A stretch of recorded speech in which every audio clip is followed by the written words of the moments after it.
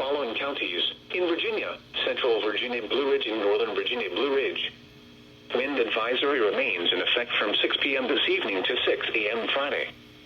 Timing: tonight. The strongest winds will be late this evening and overnight.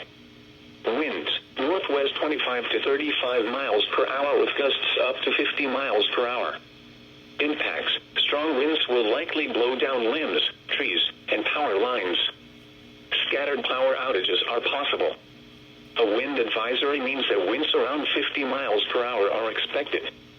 Winds this strong can make driving difficult, especially for high-profile vehicles. The 6 a.m. observation in Baltimore.